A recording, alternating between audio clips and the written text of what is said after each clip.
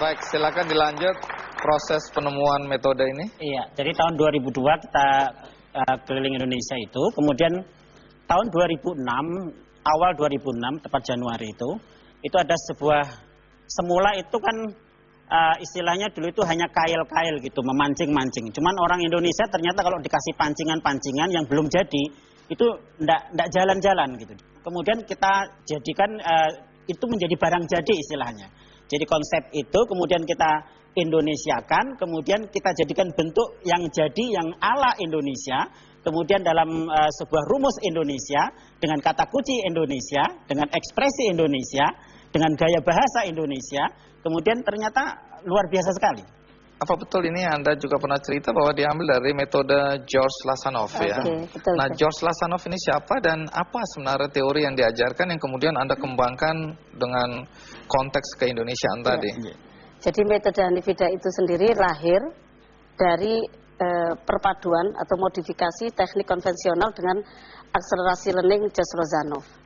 George Lozanov sendiri adalah orang yang berkebangsaan dari Bulgaria, seorang pendidik yang dia menggabungkan dengan otak kanan otak kiri ya, brain based learning.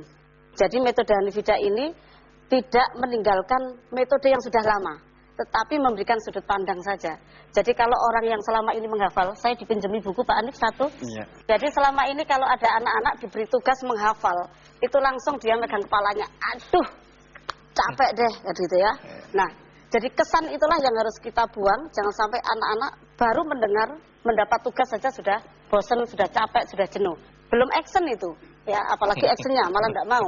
Nah, biasanya orang menghafal itu begini anak-anak. Itu saya itu. Oke. Dan itu tidak hafal-hafal. Bahkan saya betul itu.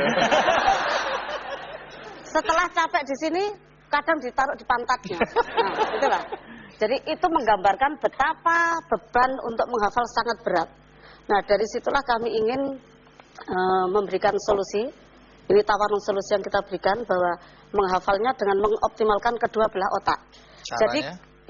Jadi ada cerita yang lucu.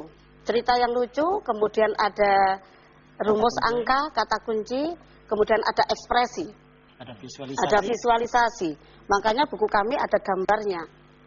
Bahwa tidak bisa dipungkiri kita itu menghadapi orang yang mempunyai gaya belajar yang berbeda. Untuk anak visual, dia membutuhkan buku yang bergambar agar dia cepat paham. Contohnya apa ini? Kalau gambar ini? Atau mungkin pertanyaannya sederhana dulu Pak Wida. Kalau ada dua buku begini, Pak Andi lebih suka yang mana? Yang ini. Nah, itulah. Nah. Padahal buku-buku yang dipegang oleh anak-anak itu kan biasanya kertasnya CD, coklat ya. Iya. Kemudian gambarnya hanya hitam saja. Sehingga kata anak-anak begini, Bu, tomat itu kan merah ya, kok di sini hitam? Nah.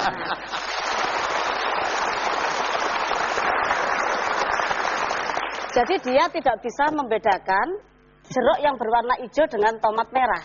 Karena semuanya dianggap busuk, hitam semua.